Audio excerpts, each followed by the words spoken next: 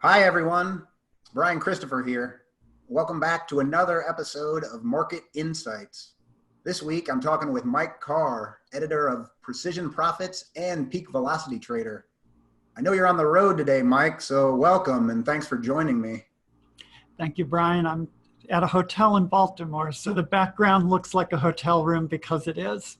That's right. That's right. That's right. I can't tell you that it looks like Baltimore or some other place, but it looks like a hotel room. But Yeah. because for the next few minutes, we're going to talk about earnings season. We've got another one upon us now. Many data points that I've seen at least suggest that this one will be different than the last several. Being armed with this information should help our listeners to assess the market and maybe make some money if they so choose. But before Mike and I get into our chat, I wanted to mention to you guys to check us out on YouTube. Please subscribe by clicking the subscribe button on the right-hand side of the screen if you haven't already. And Mike, let's get into it. So last week you submitted some stats to our internal discussion group for people to consider. Specifically, you said the percentage of companies issuing negative earnings per share guidance is 77%. That was 87 companies out of 113. And that's above the 5-year average, which was only 70. So you also said earnings are expected to show a 2.6% decline year over year. And that's the third straight quarter of declines. So we're looking at an earnings recession that's underway, and theoretically, volatility for companies and missed estimates.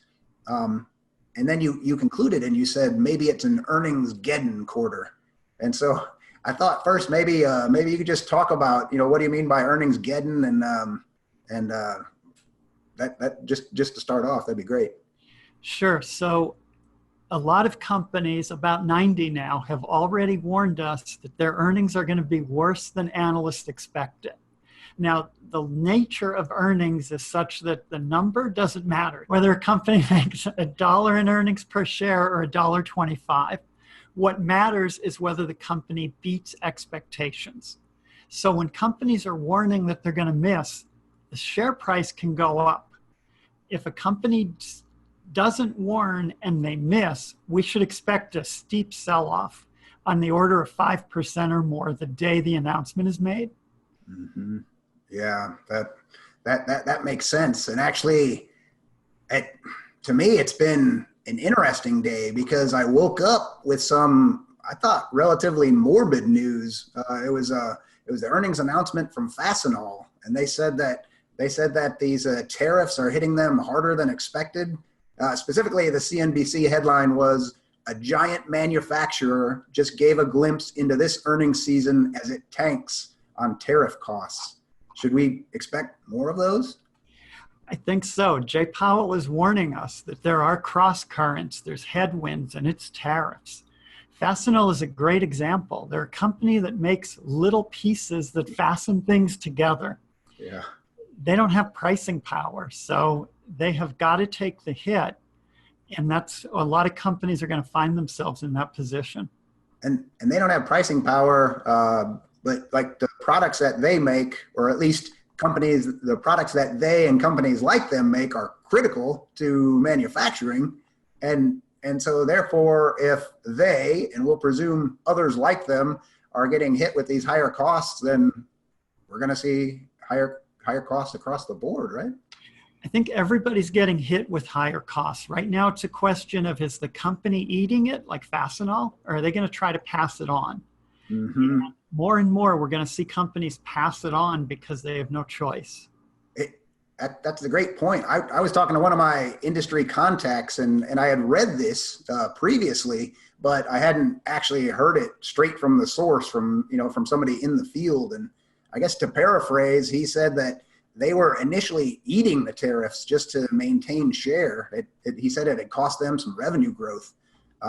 And so we're talking about, products that they're importing, but he also then alternatively, you have regular business stuff. So like the cost of a component of one of its other products had increased as well. So they already passed that on. It's like, how much can you raise prices was really what what he was suggesting. I mean, are we talking thus far, maybe it doesn't seem like we've really noticed it at Walmart, but is it just that we haven't been paying attention, or it's coming? I think we're not noticing it because companies are squeezing us little by little. Now, I'm not saying you're old, Brian, but remember when a pint of ice cream was actually a pint, and now it's 12 and a half ounces. Oh, man. Taking away a quarter ounce every year on us. And that's what we're seeing. The packages are getting smaller. If you open any junk food package, there's a little bit less in there. So that's how they're squeezing us for now. Yeah, we don't even notice it, do we? One of my personal favorites would be cereal. Now, some of that I think could qualify as junk food, as much sugar as is in it, plus they add sugar. But I mean, you're getting to the point where you get like a few bowls in a box. You know, it used to be, it last a week. But the box is the same size. So they're kind of fooling us as consumers. We open the box, we're disappointed, but we go right back and buy the next box a week later.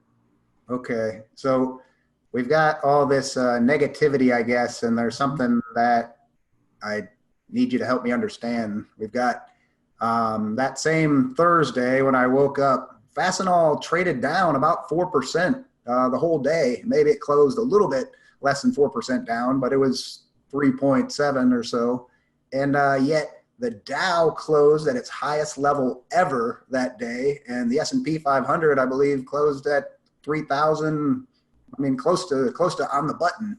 So with all this negative talk that we have, how could this be happening?